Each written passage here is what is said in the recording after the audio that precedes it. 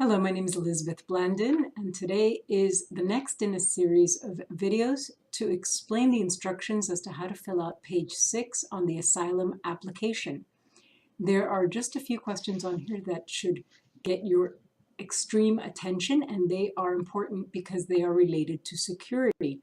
It is said that only about 40% of the asylum interview has to do with the merit of the case, and really 60% of the interview has to do with the government trying to find out if you or any member of your family is a security threat to the United States. And page 6 is one of the places that they look for that.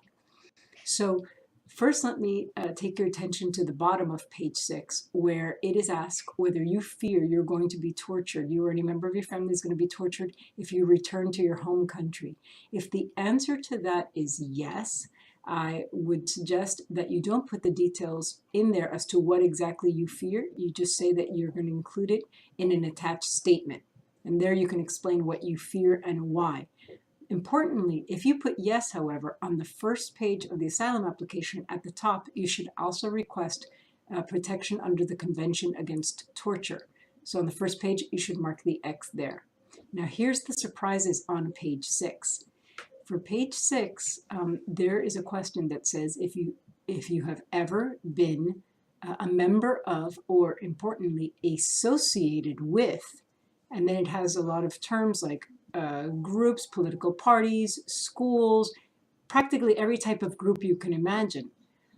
If you believe you will be harmed if you return to your country because you are a member of any kind of group, and the term group means basically someone who's different from other people in your country, then you should answer that question with yes. But here's where it becomes a security issue. Sometimes people will say, yes, 5 years ago I was associated with this political party. And then the next question asks if you're still associated. Well, you may still be registered as a member of that political party, and what you may not know is that a branch or someone in that political party is currently conducting some kind of activity that our government considers as a security threat.